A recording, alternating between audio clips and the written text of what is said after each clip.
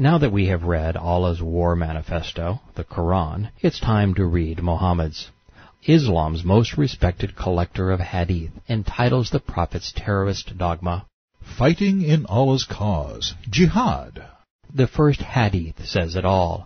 We find these in Bukhari, Volume 4, Book 52. The first is number 44.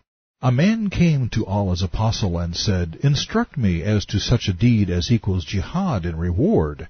He replied, I do not find such a deed. If the best thing a Muslim can do is fight jihad in Allah's cause, then Islam is the inverse of peaceful. It is a call to war. Maybe someone should tell the Associated Press or the White House. The hadith goes on to define jihad as Muslim fighting. It claims jihad is better than obligatory religious ritual. Can you, while the Muslim fighter has gone out for jihad, enter a mosque to perform prayers without ceasing and fast forever? The man said, No one can do that. So jihad reigns supreme. Number 46. I heard Allah's apostle saying, The example of a mujahid, Muslim fighter, in Allah's cause, and Allah knows best who really strives in his cause, is like a person who fasts and prays without ever stopping. Allah guarantees that he will admit the mujahid in his cause into paradise if he is killed.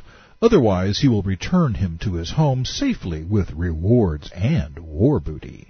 Not only is fighting better than prayer and better than fasting, jihad is a win-win game.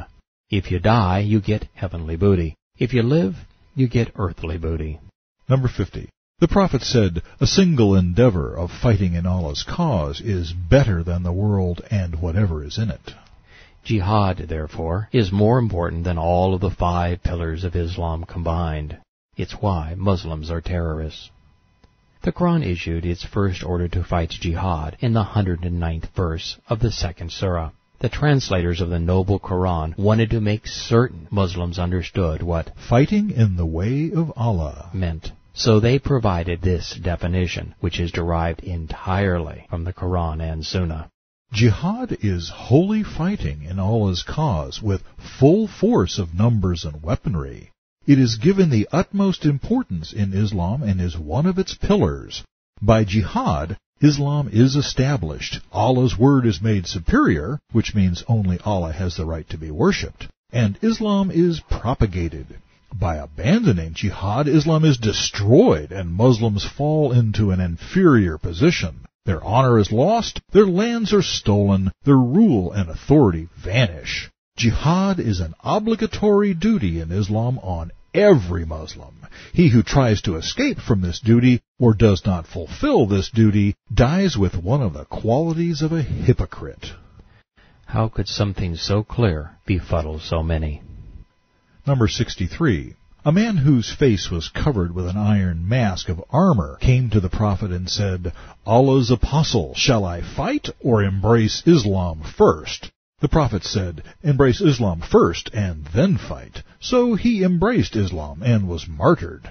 Allah's apostle said, A little work, but a great reward. Mohammed agrees with my conclusion. There is a causal link between Islam and terror. One leads to the other. Number 65.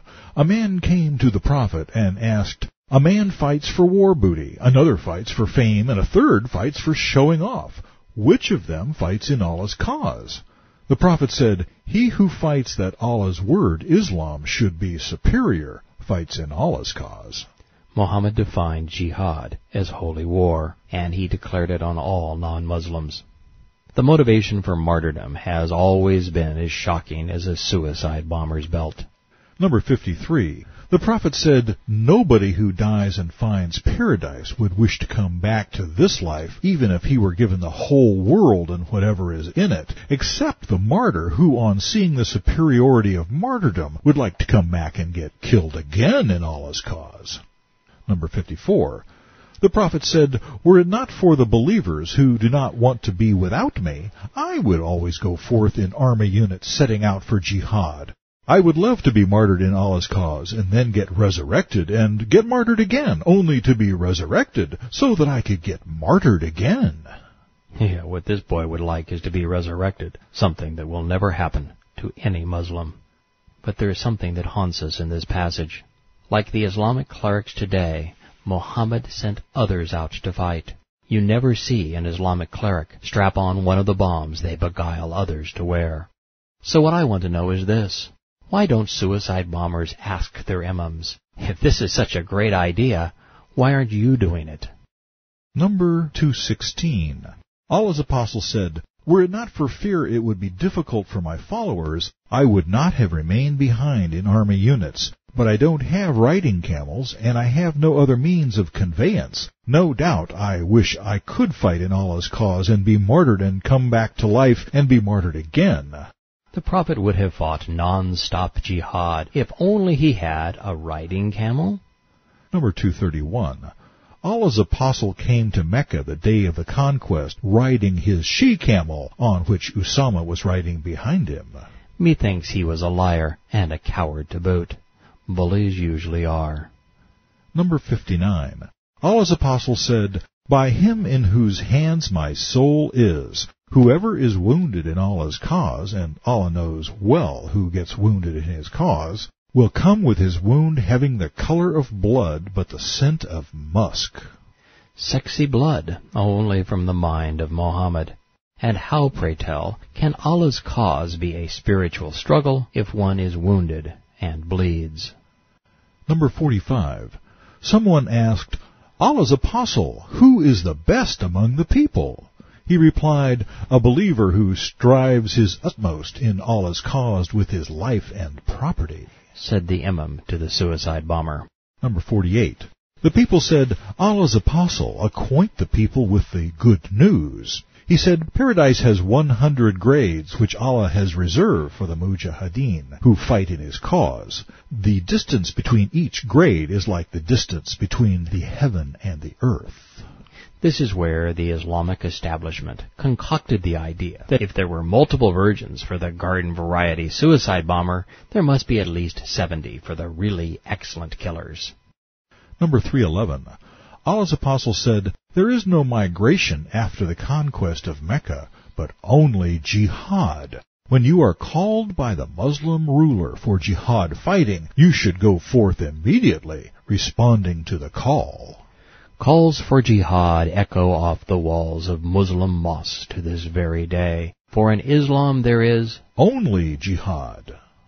I'd like to pause to clear up a common misconception.